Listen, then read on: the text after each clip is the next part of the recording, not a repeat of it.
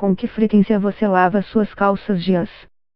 Quando viaja de avião, são viagens longas. Prefere comprar tomates embalados, avulsos ou em conserva? Quantas vezes por semana você come carne?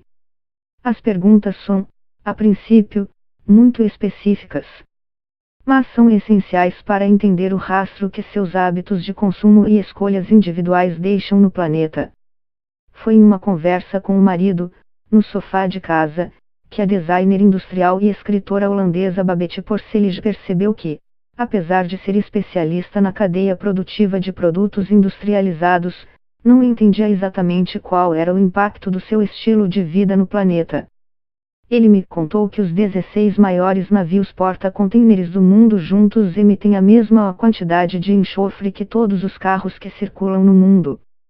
E que perdemos cerca de 27 milhões de árvores por dia por causa do desmatamento, disse a Notícias Brasil. Isso mudou minha maneira de ver nosso impacto ambiental, porque eu achava que estávamos fazendo um ótimo trabalho, pelo menos aqui na Holanda.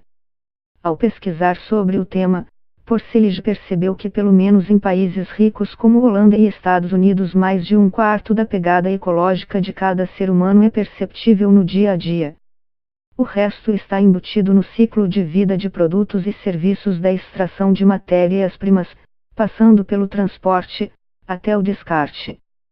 Conseguimos refletir, por exemplo, sobre a energia elétrica gasta para carregar nossos celulares, laptops e outros aparelhos eletrônicos. Mas falamos pouco sobre as consequências da mineração dos metais necessários para produzi-los ou a quantidade de água utilizada nesse processo. A principal revelação da pesquisa, conta Porcelish, é que o maior impacto ambiental não é causado exatamente pelos carros que dirigimos ou pelo ar-condicionado das casas e, sim, por produtos que consumimos: livros, eletrônicos, roupas, alimentos. Pelo menos na Holanda e nos Estados Unidos. O resultado do estudo foi compilado no livro Hidden Impact, Impacto Oculto, em tradução livre, no qual a autora também dá dicas de como reduzir, de forma prática, o impacto provocado pelas escolhas cotidianas. E sem que seja preciso, necessariamente, mudar radicalmente de hábitos da noite para o dia. Desde então, a holandesa se dedica em tempo integral a projetos de consultoria e análises de impacto ambiental.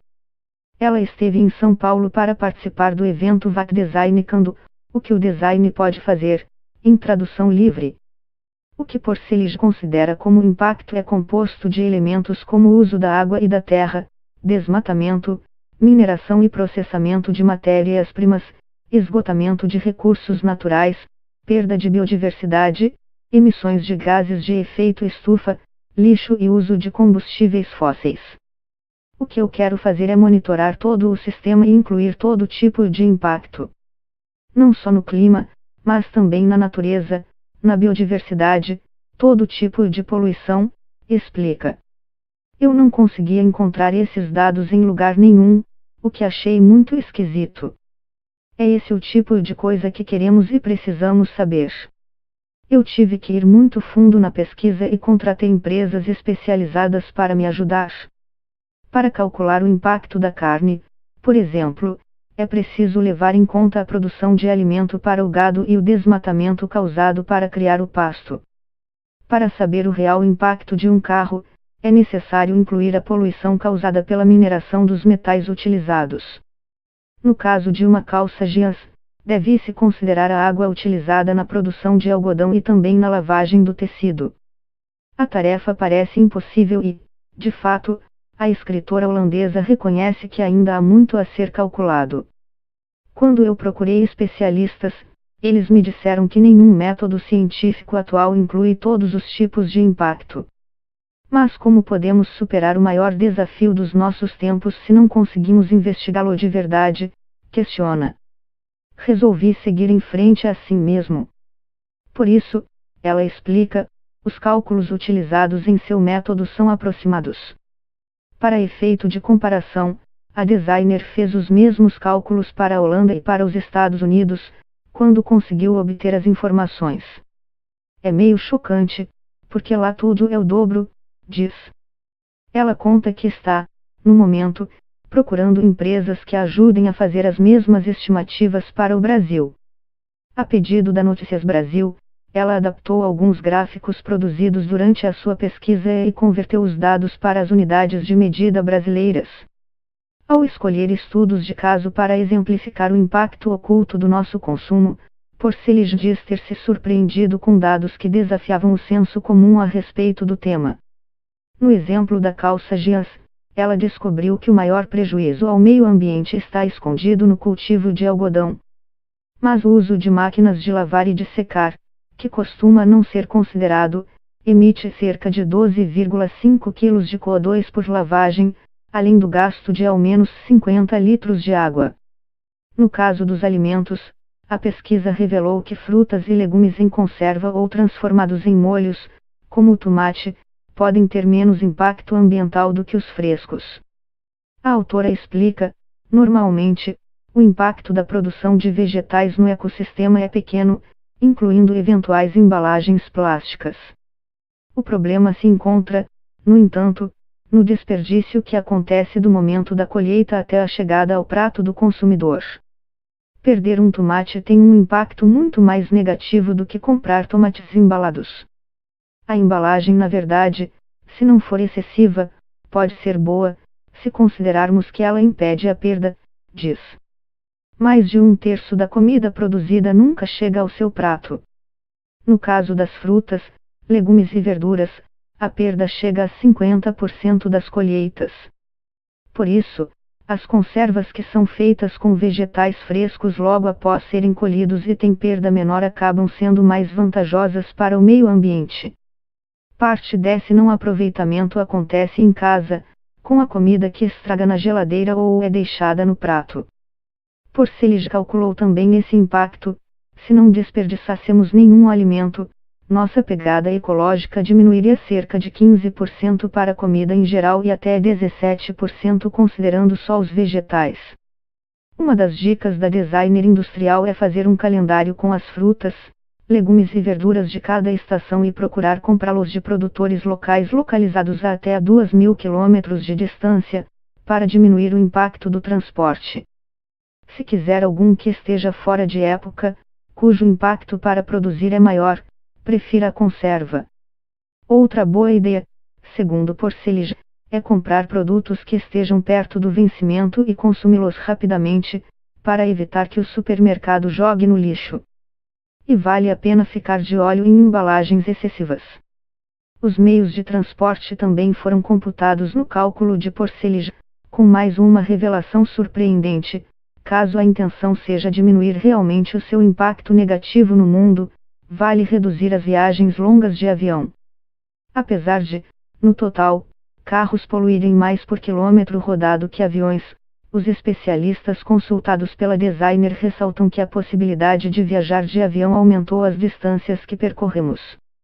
Por isso, eles fizeram uma comparação entre diferentes meios de transporte para uma viagem de 6,5 horas. O resultado: aviões poluem mais, pelo menos em viagens mais longas. Para outro estado pode valer a pena. Mas férias em Dubai? Pense no impacto, sugere Babette Porcelish. Caso você realmente não queira abrir mão das férias em outro continente, vale calcular o plantio de árvores necessário para compensar as emissões pela duração do voo, ou apoiar alguma organização que faça esse trabalho. A designer holandesa também se especializou em dar dicas para tentar mitigar a pegada ecológica de cada um, sem que isso tenha que significar adotar uma vida ecoréxica, segundo ela. Para mim, é importante começar pelas coisas grandes, que causam mais impacto. Mudá-las é mais eficiente, afirma. Desde que se debruçou sobre o tema, Porcelish inseriu algumas dessas mudanças na rotina de sua família. Só compro o que realmente preciso e, se eu puder, de segunda mão, especialmente roupas.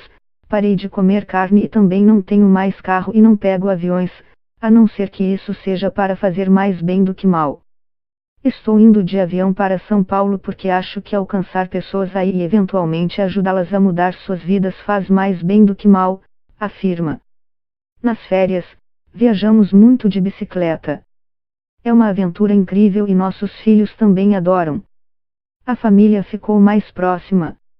A designer acredita que deixar de comer carne, o alimento mais poluente, pode ser mais prioritário para o meio ambiente do que deixar de ter um carro.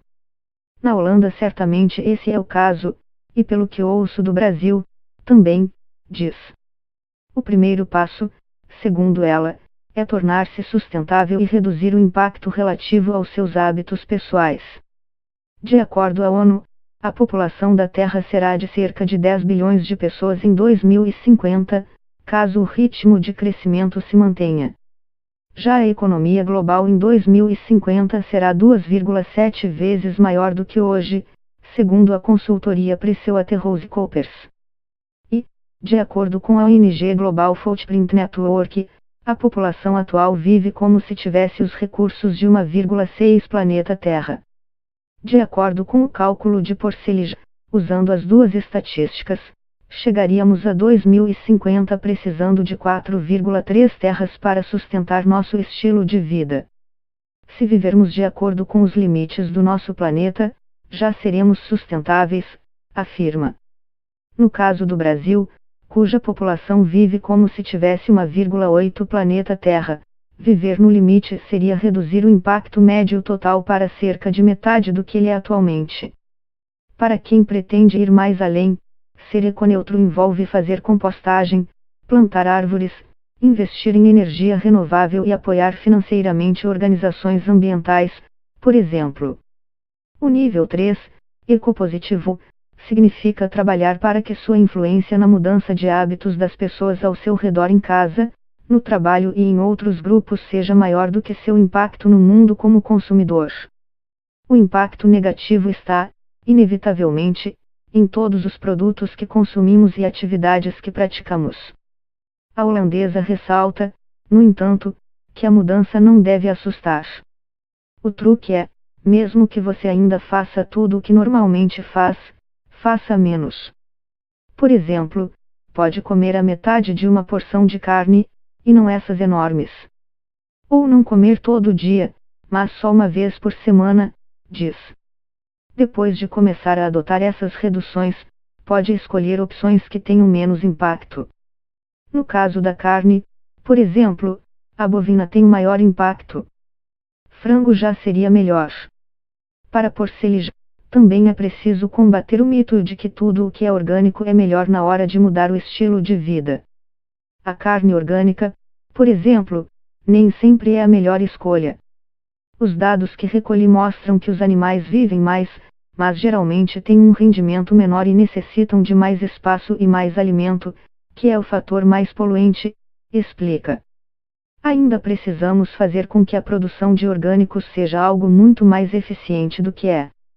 E também melhorar a agricultura e pecuária intensivas. Acho que os dois processos deveriam ser combinados e teríamos um bom resultado. Até lá, tenha cuidado. A escolha do material das roupas também é importante. Eu achava que roupas sintéticas seriam melhores, porque a produção delas é menos poluente do que as de algodão, lã ou seda. Mas o problema é que, quando você lava, os tecidos sintéticos liberam microplásticos na água, explica. Se você sabe que determinado tecido é produzido de maneira menos poluente, ótimo.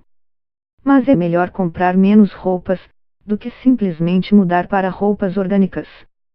Críticos afirmam que a ideia de abrir mão de tantos produtos e atividades ainda é elitista, já que, em sua maioria, produtos orgânicos ou sustentáveis costumam ser mais caros. A autora diz, no entanto, que são as pessoas com maior renda que devem, de fato, se preocupar mais com seus hábitos. Quanto mais dinheiro você tem, mais impacto pode comprar. Então os ricos devem estar mais atentos a isso do que os pobres. E, de modo geral, percebo que minha vida é bem mais barata com o novo estilo que adotei. Tento dizer quais mudanças seriam as mais eficientes. Mas não julgo o comportamento das pessoas. Só acho que não temos tempo a perder.